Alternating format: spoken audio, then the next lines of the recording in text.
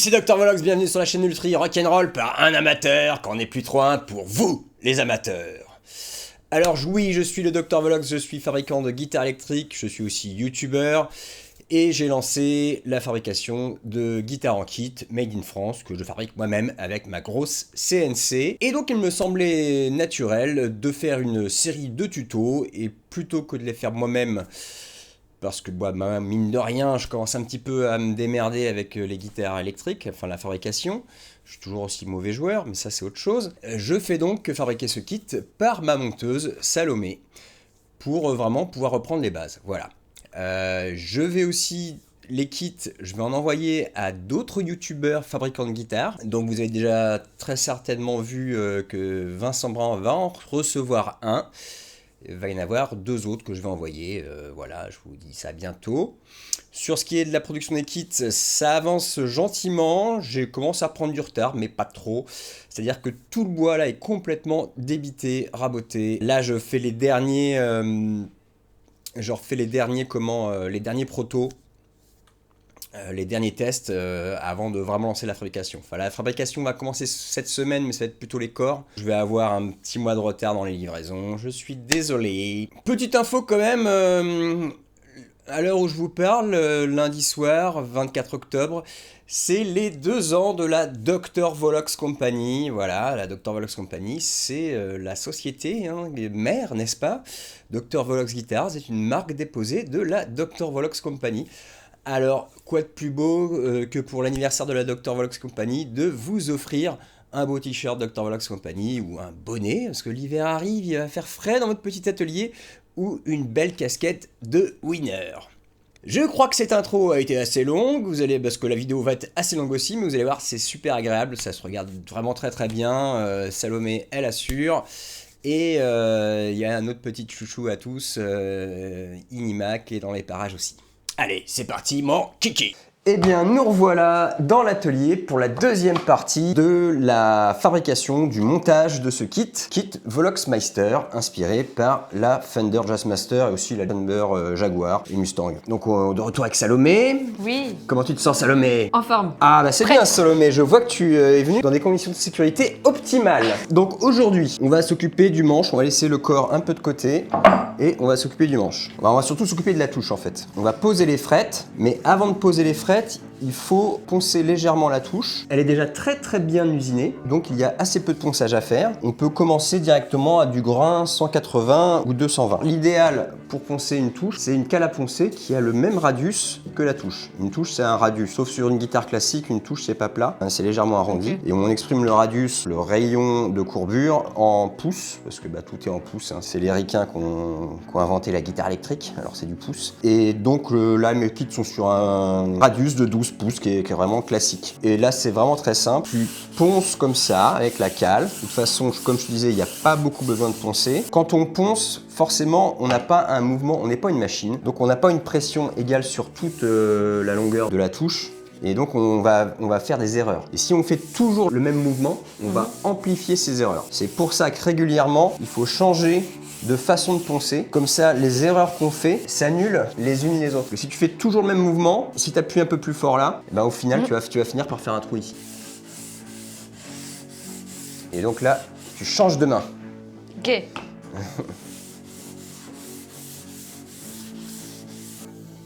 Ouais, je pense que t'es bien, tu sens là comme c'est doux. Là. Ouais, c'est tout doux. Voilà, on est bien. Voilà, c'est de la peau de bébé. Nous allons passer à la suite. Couper, faut que je réfléchisse à la suite. Pac. Alors, tu as 2 choses à faire quand même avant de poser les frettes. Là, on est sur une touche claire. Alors moi, ce que j'aime bien faire sur les touches claires, c'est quand même commencer à les protéger avant de poser les frettes. Moi, j'aime bien déjà passer une première couche d'huile, juste pour protéger la touche. L'huile, moi, j'utilise de l'huile Bona Hard Wax, que je vends sur la boutique reconditionnée en petite bouteille de 100 grammes. Sachant qu'avec une bouteille de 100 grammes, vous pouvez faire entre 5 et 10 guitares, plutôt 10 d'ailleurs que 5, je pense. C'est vraiment une huile très efficace. 6 € les 100 grammes. Tu les vends en grammes? Enfin en millilitres, 100 millilitres. C'est un bidon d'1 litre et je vends en vent. Et en fait, tu viens juste passer une légère couche sur la touche. Ah, ça change tout. Ah bah oui, tout de suite. Ça... J'aime bien faire ça avant de poser les frettes parce qu'après, une fois que les frettes sont posées, c'est moins facile de mettre de l'huile. Là, c'est pas mal, non? Ouais, c'est bien. faut pas que tu aies d'excédent, c'est bon. Alors avant de mettre les frettes, il faut quand même il y a deux choses à faire. Bon, normalement, vous n'avez pas de problème avec les kits que je vous envoie, les slots sont à la bonne profondeur, mais quand même, vous pouvez vérifier avec quelque chose de fin que les frettes sont à la bonne profondeur. La profondeur, c'est entre 1,5 et 2 mm. Et puis bah là, bien sûr, on a nos cure-dents. Enfin, nous, c'est pas des cure-dents. Nous, on a mis du dots noir. Forcément, là, il faut leur mettre un coup de scie sur les dots. Sinon, à cet endroit-là, les frettes vont pas rentrer. Et ben, il vous faut une scie fine. Il y a la manière riche, hein, c'est de vous acheter c'est d'avoir une scie à frétter, mais bon, ça coûte 40 € une scie à frétter. Puis bon, si vous faites juste des kits, vous n'avez pas vraiment besoin. Pour simplifier la vie pour Salomé, elle va utiliser la scie à frétter. Mais vous pouvez très bien le faire avec vous achetez une toute petite scie japonaise comme ça coûte 10 € et puis c'est toujours pratique. Et ça, c'est des lames vraiment fines qui vont aller facilement dans le fret slot. Voilà. Et là, ça y est, c'est bon. On peut vérifier et passer le... Ça fait une petite butée quand même. Tiens, vas-y, finis avec celle-là, tu vas me sortir. Alors là, là, faut que tu fasses attention à vraiment bien poser ta scie dans le fret slot, sinon tu vas rayer ta touche. Tu fais 2-3 coups en avant et en arrière, là je pense que t'es bon maintenant. Là, tu sens qu'il est... Non. Ok, je fais pareil pour le reste. Ouais. Non, pas contre, tu peux aller. De toute façon, tu vas sentir quand tu arrives au bout du dot. Hein. Là, c'est bon. Ok, il te reste le dernier. C'est bon. Alors, quand vous achetez un kit, vous avez toutes les frettes qu'il vous faut, mais elles arrivent en barre comme ça, de 3 frettes. C'est déjà réducé à 12 pouces, mais vous pouvez radiusser un peu plus. Alors pour radiusser un peu plus, il n'y a pas besoin d'avoir de machine. Hein. Vous pouvez juste un peu forcer le radius. C'est vraiment pas grand chose. Hein. Vous voyez là, ça c'est le normal, et là j'ai forcé un peu le radius. Le fait de forcer le radius, ça fait que les bords de frettes s'appuieront bien sur le bord de la touche. Vous serez bien enfoncé sur les côtés, que vous n'aurez pas un gap sur les côtés des frettes. Après, donc, les frettes, il faut les couper. Alors, il vous faut une tenaille. Alors ça, vous prenez une tenaille pas chère, il n'y a pas de souci. Hein. Vous laissez de la marge, hein. Vous laissez un petit centimètre de chaque côté du fretboard quand vous coupez votre fret. Hop. Peut-être aller chercher une tenaille qui marche mieux que celle-là. Elle est un peu usée celle-là. Je vais y arriver. Hein. Ouais, mais les dents sont un peu... elle est fatiguée celle-là. Ah ouais, en effet. Je vais y arriver quand même. Waouh.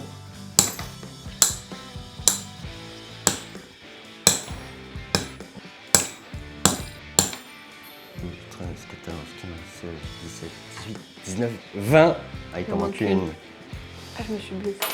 Eh ouais, là c'est sur la partie dangereuse. C'est bon, t'as coupé tes frettes. Dernière chose avant de poser les frettes, pour que les frettes rentrent bien dans la gorge, c'est le diriger. Parce que là, tu vois, quand tu poses la frette, tu vas sentir qu'elle va naturellement vouloir aller de droite à gauche.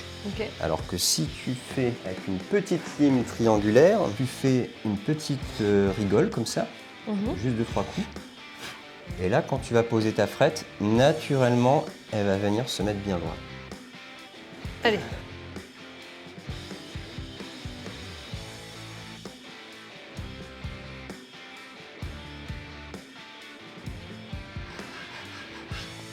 On va arriver au moment critique, la pose des frettes avec un maillet. Ce qui est bien sur un manche comme ça, type Thunder, c'est qu'il repose sur la tête et sur le talon. Quand même mieux d'essayer de mettre quelque chose en dessous là, pour pas forcer dessus quand on tape. Voilà, de ce côté-là, t'es bien. Donc, tu poses ta frette, tu l'appuies bien dans son sillon. L'idée, c'est de faire rentrer le milieu et d'aller vers les bords. Voilà. Très bien, à moi. C'est pas très compliqué, hein, ça n'a pas l'air. Easy. Alors déjà, ton marteau. Faut que je le tienne au bout. Voilà. C'est un coup de main à prendre, hein. Faut bien viser la frette. Vous en faites pas au début, vous allez mettre des coups dans votre fretboard, c'est normal, votre première guitare, elle aura des petits coups de marteau, mais ça ne l'empêchera pas de marcher. Pour gagner du temps par la suite, parce qu'après, une fois que tu auras posé tes frettes, que tu auras tout fait ce qu'il faut, les frettes, il faudra leur faire la planéité. Et non pas la planimétrie. Hein. La planimétrie, c'est l'art de faire des plans. Donc il va falloir faire la planéité des frettes, c'est-à-dire que mettre toutes les frettes dans un même plan, et ça c'est du boulot. Et donc déjà, si tes frettes sont bien posées, eh ben, ça va te faire beaucoup moins de boulot. Au fur et à mesure que tu poses tes frettes, tu vérifies avec le fret rocker que tes frettes... Ouais, parce que je suis bon moi. Déjà ça rock pas quoi. Je t'explique le principe de ça rock. Imaginons que là t'as une frette là il y a une frette et qu'il y en a une qui soit plus basse que les autres. ça va rocker. Là, mes 3 frettes, elles sont Parfaite. parfaites. Waouh. Parce que je suis un professionnel, n'est-ce pas? Mes 3 frettes sont parfaites, donc voilà. Ne faites pas comme moi j'ai fait sur mes premières guitares. Ne vous jetez pas sur votre guitare et essayez de tout faire. N'hésitez pas à taper plus fort.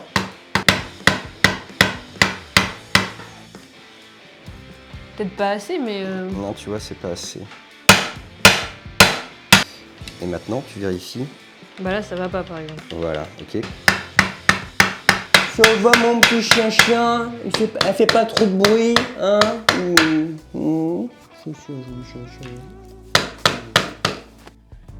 Plus vous y passez de temps au frettage, moins vous passerez de temps derrière.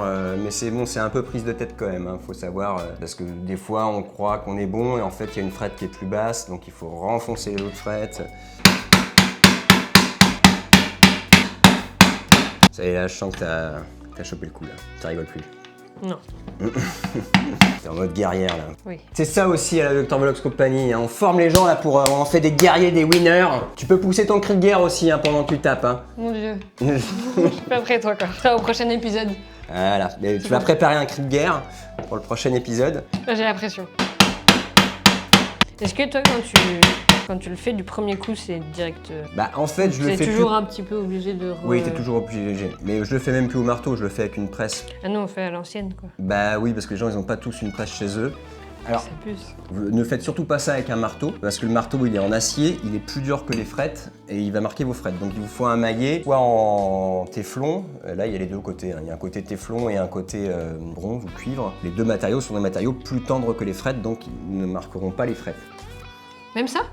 Ouais, parce que quand même... c'est quand même plus tendre. Et pourquoi nous, on fait qu'avec ça, alors? Oh bah tu peux changer, si tu veux, tu peux faire... Non, que j'aime bien ça. En fait, je me dis que ça a l'air plus doux. Tu veux vraiment voir si ça touche au milieu, il faut que tu te mettes à la lumière. Et là non, ça touche pas du tout. Comment ça touche pas du tout? Regarde, ah oui, là ça touche, mais regarde, avance. Bah ça touche partout. Ah ouais, là au fond. En fait, il faudrait faire ça à chaque fois. Parce que là, par exemple, tu vois que là, ça touche pas au milieu? Ouais, je dirais que ça touche pas au milieu. Là. Non, ça touche pas.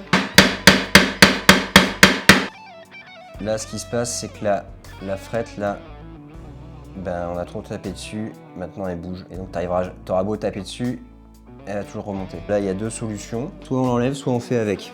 Mais si on fait avec, il faudra bien la sceller pour plus qu'elle bouge. Parce que je donne de quoi faire 24 frettes. Oui, normalement, il y a du rab, donc on va l'enlever. Allez, plus que 2. Alors, un truc quand même, c'est qu'après, il faut couper le bout des frettes. Pour couper le bout des frettes, on utilise une pince à couper les bords de frettes. Bon, il y a une technique... Il y a une technique hein, pour pas acheter une pince comme ça à 50 €. Je l'avais déjà montré dans une vidéo, je vous mets le lien, je vous en reparlerai. Quand vous arrivez sur les toutes dernières frettes, vous allez manquer de place pour passer votre pince. Donc en fait, à la fin, il faut penser, là on a oublié, il faut penser à couper sur vraiment les 5-6 dernières frettes, à couper les bouts au fur et à mesure. Mais on va faire ça, je vais montrer comment il faut faire. C'est chaud de taper que... Alors oui, alors pour ça, il y a un petit ustensile, ouais, excuse-moi. Ça, voilà. Bon bah ça, c'est pas très cher, mais il faut en trouver un. Chez Guitar Woods, ils en ont. Mais bon, Guitar Woods, c'est au Portugal. Donc si vous achetez que ça, vous allez payer ça 6 € et vous allez payer 10 € de frais de port. Non, il va en voyage au Portugal. Oui, c'est vrai, c'est bien aussi pour les vacances, le Portugal. Après, t'auras beau taper dedans tant que tu veux. Une fois que... Ouais. C'est un drame. C'est un drame. Énorme. Mais oui, c'est ça, parce qu'elle remonte. On en a d'autres? Ouais, il y en a d'autres. Peut-être j'essaie juste de la... Hein On peut faire ça. Ouais. On triche, quoi. C'est beaucoup, en fait. On se rend pas compte, ça se joue à quelques millimètres, mais... Enfin, c'est même et pas en des fait, millimètres. ça le fait aussi de l'autre côté. Ouais, bon, bah je pense que cette frette-là, elle est morte maintenant. C'est pas facile quand c'est compliqué. Une excellente remarque, Salomé. Toujours. Qu'est-ce que t'en penses? Regarde, on voit un léger petit... Tu vois ce que je veux dire? Non, c'est pas tout bon.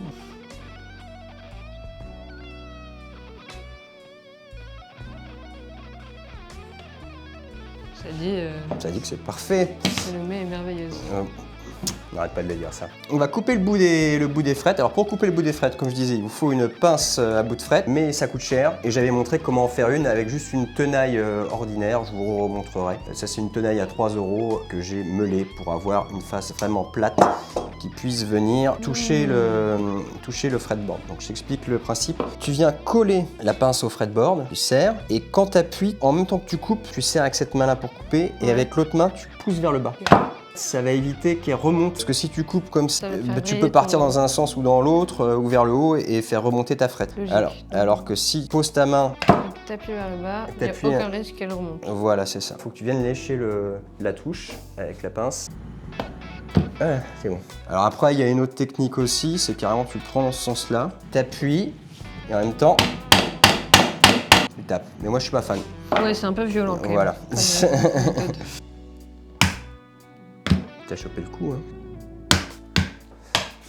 Ouais, vas-y, coupe. Ouais, sur la fin, tu vois, là, c'est là que c'est un peu... on aurait dû couper au fur et à mesure, arriver à la fin. Là, t'as un peu de mal à passer la pince. Faut que tu arrives à... Ouais, voilà, c'est bon. Ça va être celle-là qui va être super chiante. Parce que là, j'ai aucune... Ça passe pas, quoi. Ouais, on peut passer sur le côté quand même. Voilà, un peu en biais. Ah ouais. Hop, l'autre côté. Yes.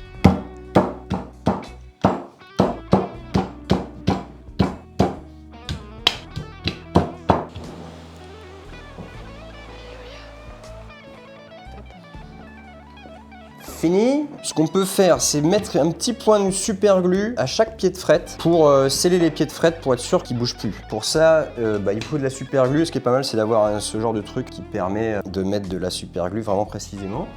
Hop, on met ça dessus. Ouais. Et après Et après, voilà. Hop là, merveilleux. Mais là, il y en a trop. C'est pas grave, t'en fais pas. Ah ouais? Ah oui, d'accord, donc en fait... Si les gens ils ont pas le petit truc, c'est pas grave quoi. Oui, moi Voilà, j'avais fait 100. Je les vends 10 centimes sur ma boutique. Ok, Voilà. je peux passer de l'autre côté. On n'attend pas un peu que ça sèche? Non. Non. Juste si quand même. Bah ouais, si, parce que là, ça va reposer dessus. Non mais alors attends, si tu veux faire un truc pour que ça sèche, vite, tu te prends de la sciure de bois. Hop, voilà, avec un peu de sciure de bois, et en plus comme ça vient boucher les trous. Ah ouais, c'est la petite technique, la petite astuce. Et voilà.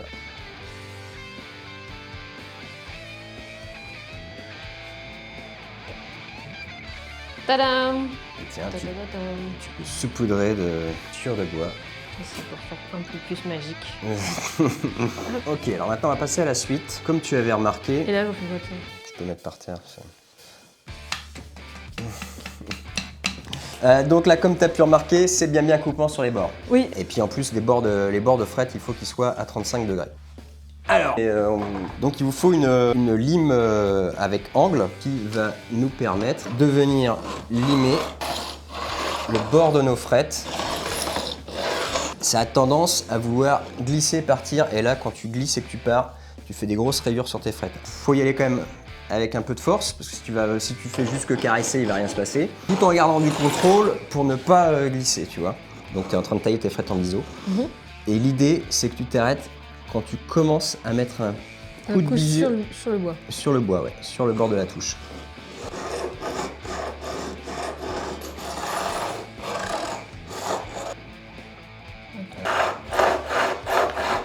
Et là, ce que tu peux faire, il suffit de passer un petit coup à 45 degrés, ça va enlever les petits, ce qui dépasse en bas. Nickel. Ok. Bon, Ah, maintenant- pas trop là.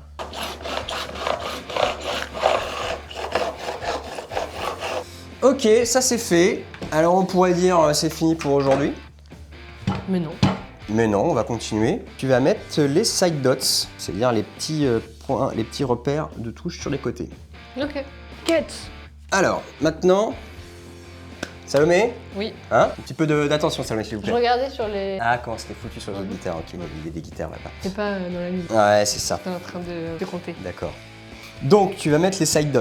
Alors le side dots, ce sont donc les repères de touche latéraux. C'est les plus importants, hein. Moi mes kits sont très simples. Alors vous pouvez même rajouter des repères de touche sur la touche. Moi mes kits, l'idée c'est de faire le moins cher possible, donc il n'y a pas de dots. Et puis en même temps, quand on a une belle touche comme ça, ce serait dommage de la gâcher avec des bouts de plastique. Donc il faut que tu commences par marquer l'endroit où tu vas percer pour tes side dots. Donc les dots, tu en as 1 en 3, 5, 7, 9, 12, 15, 17, 19 et 21. Voilà. Il faut que tu prennes ton petit réglé pour faire au milieu. Pour faire le milieu, voilà. Et il faut que tu les mettes à la même distance de ton fretboard.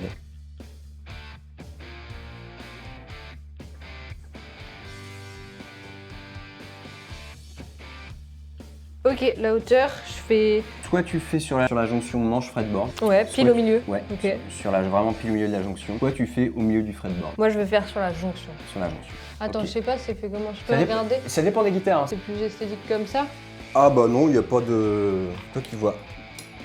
C'est juste que là, quand tu te prends sur cette ligne-là, c'est très facile de les avoir alignés. Alors que quand tu cartes ta ligne toi-même, tu peux avoir... Enfin, ça peut être encore plus précis. Ouais, mais je suis précise. Du coup, 3 mm. Ouais. Le fretboard, il fait 6. 2, 3.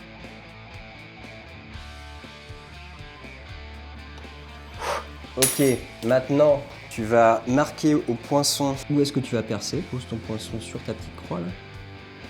Et tu fais une marque, ouais. Qui va te permettre de perdre. Après, ce soit plus facile Ouais, le perçage. que le perçage soit vraiment précis.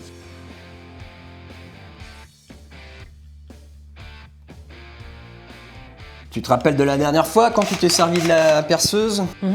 Pas besoin de te refaire Un tuto. un tuto. Non, c'est bon, je suis une pro maintenant. C'est quoi la différence entre une fraise et un forêt? Alors la forêt va sur une perceuse, la fraise Sur la CNC. sur la CNC aussi, mais sur une la CNC c'est qu'une défonceuse numérique en fait. Ok. Fraise, et puis la fraise il y a plein de formes. Ah oui, ça aussi, ça c'est une fraise demi-ronde. Voilà, quart de rond. Un quart de ronde. Parce qu'il y a juste un quart de rond, tu vois. Ouais, 2-3 mm et si tu veux, tu peux te faire un petit repère au scotch. C'est beaucoup plus gros que le petit trou que j'ai fait là. Oui, c'est normal. Ton petit trou, c'est juste un détrompeur entre guillemets que t'as comment. Hop, c'est juste pour placer. Oui, d'accord. Faut pas que je m'attache les cheveux pour ça. Tu pourrais, ouais. Est-ce que c'est un peu la règle ou... Ah oui, c'est plus que la règle, c'est vraiment la règle. Atelier, chaussures de sécurité, enfin, bottes mexicaines de sécurité et les cheveux attachés. Et aussi, bien sûr, vous pouvez mettre un beau t-shirt. Très important de mettre un beau t-shirt. Au prochain épisode. Voilà. Pour moi. Allez, j'y vais. Vas-y. Tatin. Donc maintenant tu vas pouvoir faire le planté de side dots. C'est pas le planté de bâton mais c'est le planté de side dots. Et là tu vas voir, c'est vraiment, tu arrives à l'étape vraiment, comment dire, la quintessence de la lutherie. Tu verras que quand tu montreras ta guitare à tes amis et à ta famille, ils diront waouh la super guitare, mais comment t'as fait pour mettre les petits points sur les côtés? Ah ouais. Ouais. Moi, ils m'ont fait tous le coup. Hein. Mes potes, mes amis, les premières guitares que je leur ai montrées, je leur raconte à chaque fois l'anecdote, hein, mais pour les gens qui nous rejoignent. Et là, c'est tout bête. On met une petite goutte de super glue au bout de notre side dots. Vous n'avez pas besoin forcément d'avoir une pipette au bout de votre pot de super glue. Tu plantes ton side dots bien fort et tu le sens en fait rentrer. Tac. Tu vois. Il suffit de le couper à ras. Et le mieux, c'est de prendre la pince à frette qui permet, tu vois, pareil, tu viens poser, tac, et voilà, t'es coupé à ras. Ouais, juste une petite goutte, ça suffit.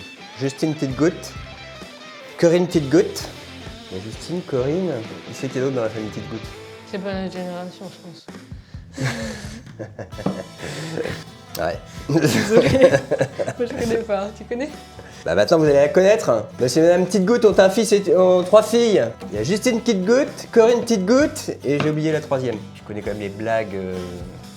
La famille Scrout ont une fille, tu vois, ce genre de blague. Tu connais la fille de la famille Scrout? C'est Jessica. Jessica Sprout. Ok, j'ai compris.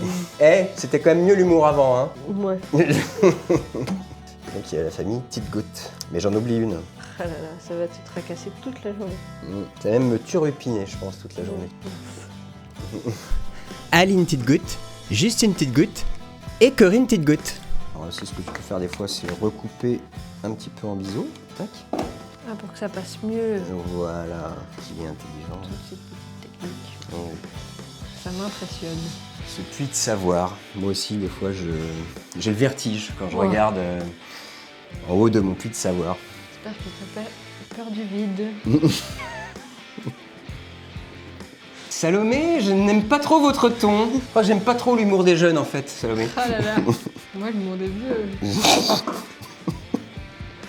Allez.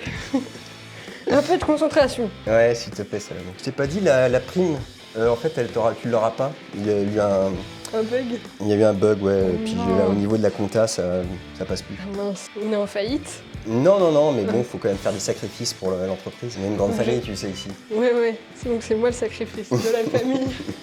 Alors maintenant, bah tu vois, avec une cale à poncer, tu peux venir poncer ça avec un gros grain, 120. Qu'est-ce que t'en penses? Ils sont presque parfaits. Mais la perfection n'est pas de ce monde, Salomé. Bon, bah voilà, ça c'est fait. Bah maintenant, il n'y a plus qu'à coller ce manche. Bon, on va pouvoir passer au collage du manche. Alors sachant que c'est pas obligatoire de coller le manche, hein, vous pouvez le visser. Si vous voulez visser, il n'y a pas de souci, c'est comme visser un meuble Ikea. Mais ça demande quand même, faut pas faire n'importe quoi, donc je vous conseille d'aller voir les vidéos de Vincent Brun. Si vous voulez visser, il explique ça très bien. Nous, on va coller. Ce qu'on va quand même faire, on va vérifier déjà que notre manche s'enfonce bien dans sa cavité et que notre manche est dans l'axe, le même axe que notre corps. Là, on enfonce à blanc. Le plus simple pour voir, alors vous pouvez tirer une ficelle. Bon, un laser ça coûte 10 ou 20 euros. Tiens, et un truc plus précis si tu veux. Ah, On a dit qu'il fallait être précis. oui, c'est bien Salomé. Tu écoutes Attentivement. attentivement. Je Ouais, bois ça- les paroles du président. Ah, bah ça me fait plaisir, tu vois. 2,1. Voilà. Alors, a priori, ces deux petits traits représentent notre ligne centrale, donc j'aligne mes deux traits. Et regarde, mets ta main au bout. Tata. Et je crois qu'on est quand même pas le milieu. Grave. On est sur du kit français, fait chez nous, nom de là, Boudiou. Pas besoin de tortiller je sais pas quoi, du popotin pour que ça soit droit. Donc là, Maintenant- qu'est-ce que je fais? Eh ben, tu peux enlever le manche. Je l'ai mis. Voilà. Et que je l'ai bien enfoncé. Tata. Je vais avoir encore les commentaires dans la section commentaires de des gens qui voient des allusions sexuelles. Tu parles de. Non, pas du tout, je vous connais pas. Ouais. Alors. Les gens ont vraiment l'esprit mal tourné et ça me. Mal tourné, mal placé. Mal placé, ouais. Et en 2022, c'est quand même. J'en mets beaucoup? Là, tu dois être pas mal et maintenant, il faut que tu étales bien la colle dans toute la cavité et même sur les bords. Faut qu'il y en ait dans l'angle sinon. Oh, mince! Ah, c'est la Erreur. catastrophe. Bon, alors, l'idéal, là, c'est avec de l'eau. Je fais exprès de faire des erreurs comme ça. Ouais, pour Les gens, montrer, ils savent. Si jamais vous faites des petites taches de colle, avec de l'eau, pas avec le doigt. Comme neuf. Voilà. Bon là, je pense que c'est bon. Ouais. Alors maintenant, tu vas pouvoir réenfoncer le manche dans sa cavité. Très bien. Tu peux vraiment... Ouais. Et maintenant, tu peux mettre un serre-joint là, un serre-joint là. On a oublié de mettre un petit scotch sur le talon pour protéger des coulures de colle. Merveilleux. Ouais. Bon, bah c'est tout pour aujourd'hui. Bravo Salomé. Bravo Inima. Hein Inima. On va laisser ça sécher 1 heure. Et ça sèche vraiment, comme je le répète, la taille bonde, ça sèche pendant 24 heures. Mais on peut enlever les serre-joints au bout d'1 heure. Voilà. Bravo. Merci. À vous les studios. Bravo Salomé et un grand bravo à Inima qui est vraiment tellement mignonne. La semaine prochaine, on va pas parler de kit, on va montrer une fabrication de guitare et à l'ancienne, avec mes mains, sans la CNC. Et ouais. Et vous allez voir, ça va trancher. D'ici là, passez une très bonne semaine and don't forget to rock and roll.